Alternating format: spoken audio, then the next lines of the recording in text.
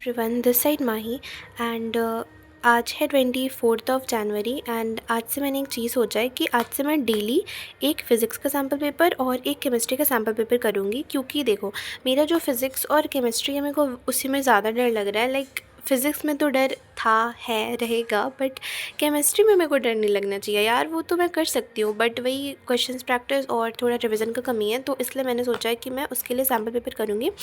And maths में मैंने 5-6 sample paper लगा लिए हैं, तो अभी मैं उस चीज़ को छोड़ रही हूँ एंड उसमें मैं बस अभी पीवाईक्यूज़ पे फोकस करूँगी। तो मतलब तो मैं जब ये सैम्पल पेपर कर रही थी ना, तो मेरे को आपसे एक चीज़ शेयर करना था। तो देखो ये एक क्वेश्चन था। लाइक अभी मैं सैम्पल पेपर 3 ये अटेम्प्ट कर रही थी।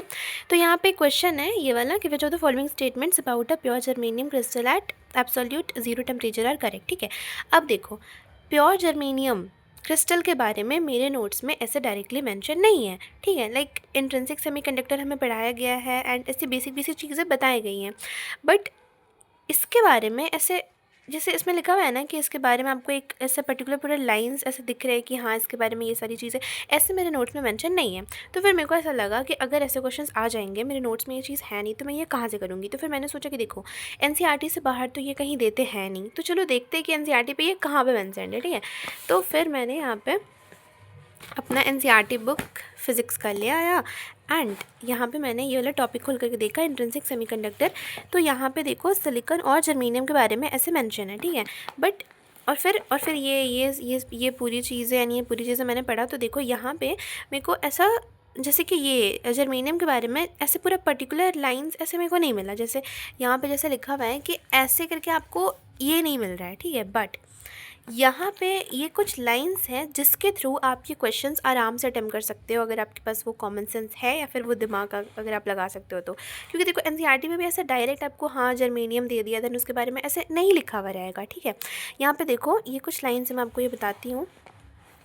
देखो यहाँ से मेरे को ये चीज़ समझ में आया कि देखो कहाँ गया, हाँ यहाँ से देखो, मतलब यहाँ पे बताया गया है कि जैसे ही आप टेम्परेचर बढ़ाते हो, ठीक है, जैसे ही आप टेम्परेचर बढ़ाते हो तो वो आपके इलेक्ट्रॉन्स को थर्मल एनर्जी मिलता है। ठीक है, उतना ज़्यादा थर्मल एनर्जी आपके इलेक्ट्रॉन्स के लिए अवेलेबल होता है और ये इलेक्ट्रॉन्स टूट जाते हैं एंड मतलब इनका जो बॉन्ड है वो ब्रेक हो जाता है, वो टूट जाते हैं एंड वो फ्री इलेक्ट्रॉन्स बन जाते हैं एंड फिर वो कंडक्शन में कंट्रीब्यूट करते हैं। ठीक है, तो बस इतने लाइन से आपको ये मतलब मेरे को ऐसा ये समझ में आया कि देखो जैसे ही आपका टेम्परेचर बढ़ेगा उतना ज़्यादा थर्मल एनर्जी आपके इलेक्ट्रॉन्स को मिलेगा एंड देन फिर वो एनर्जी मिलते ही वो इलेक्ट्रॉन्स अपने बॉन्ड को तोड़ देंगे और फ्री इलेक्ट्रॉन्स बन जाएंगे एंड ऑब्वियसली फ्री इलेक्ट्रॉन्स बन जाएंगे तो फिर कंडक्शन में कंट्रीब्यूट करेंगे। ठीक है, तो इतनी ही चीज़ों से आप ये क्वेश्चन आराम से अटेम्प्ट कर सकते हो। लाइक अगर मैं ये मतलब ये चीज़ मेरे को पता था, बट ये चीज़ मैं यहाँ पे अप्लाई नहीं कर पा रही थी, बट अब मेरे को ऐसा समझ में आया कि देखो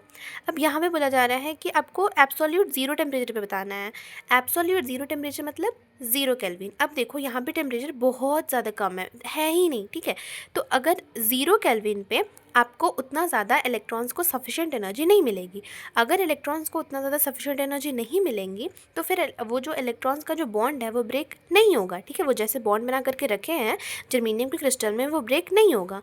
इसका मतलब फ्री इलेक्ट्रॉन्स नहीं बनेंगे एंड देन फिर कंडक्शन नहीं होगा। सिंपल सी चीज़ें हैं। और देखो वो लाइन से मैंने ये सारी चीज़ें उसके बारे में पता मतलब ऐसा करके रखा कि हाँ देखो ये एक पहली बात तो एक सेमीकंडक्टर है, एब्सोल्यूट ज़ीरो टेम्परेचर मतलब 0 केल्विन होता है। ये सारी चीज़ें आप छोड़ो, ये मैं आपको बताती हूँ कि देखो 0 केल्विन पे कोई भी बॉन्ड्स नहीं टूटेगा।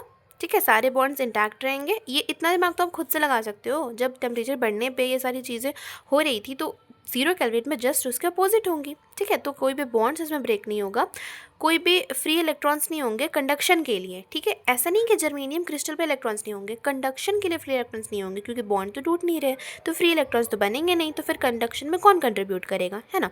तो कंडक्शन के लिए कोई भी फ्री इलेक्ट्रॉन्स नहीं रहेंगे और यहाँ पे वैलेंस बैंड में आपका कोई भी वैकेंसी क्रिएट नहीं होगा क्योंकि इलेक्ट्रॉन्स अगर फ्री नहीं हो रहे हैं, वो कंडक्शन बैंड में जा नहीं रहे, तो वैकेंसी क्रिएट कैसे होगा, नहीं होगा।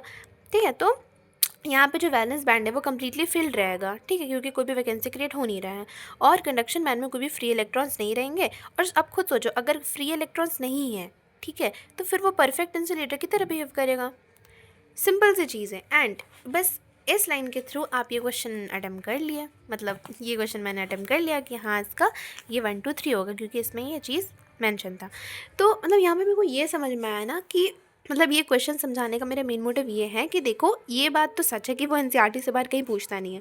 यहाँ पे ये चीज़ देख करके मेरे नोट्स में ये ऐसे डायरेक्टली मेंशन नहीं था, ठीक है, बट इन चीज़ों से 0 केल्विन पे ये सारी चीज़ें होती हैं, ये कॉमन सेंस हम लगा सकते थे। और अगर आप नहीं लगा पा रहे हो तो फिर तो बहुत दिक्कत है। तो इतने दिमाग तो आपको लगानी पड़ेगी फ़िज़िक्स में, क्योंकि इतना आप नहीं करोगे तो फिर नहीं होने वाला है, क्योंकि डायरेक्ट क्वेश्चन आते नहीं हैं। आप खुद देख लो ये चीज़, मतलब एनसीईआरटी का ये स्पेसिफिक लाइन से पूछा गया था। अगर आपको ये समझ में आ गया तो फिर आप ये आराम से अटेम्प्ट कर सकते हो, है ना।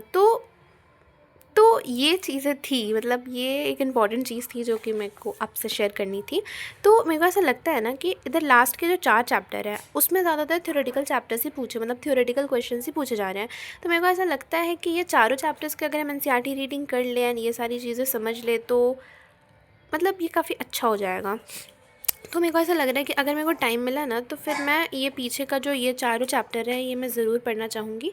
यहाँ से 11 12 13 14, ठीक है, मैं ज़रूर पढ़ूँगी ताकि कोई भी थ्योरेटिकल क्वेश्चन ना छूटे, क्योंकि अगर मेरे से छूटता है तो फिर मेरे को यही सब छूटता है। बाकी न्यूमेरिकल्स वगैरह तो फिर मतलब हो ही जाता है अगर फॉर्मूला पता है तो इसलिए तो हम लोग क्या करेंगे, अगर टाइम बचा तो ये सारी चीज़ें करेंगे, नहीं तो फिर हाँ, तो अगर हमारे पास टाइम बचता है तो हम वो सारी चीज़ें करेंगे, नहीं बचता है तो फिर अभी इतना ही करते हैं।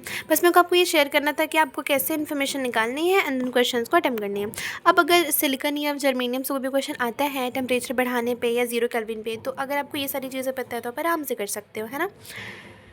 तो बस मेरे को यही चीज़ आपसे शेयर करनी थी, तो देन बाय।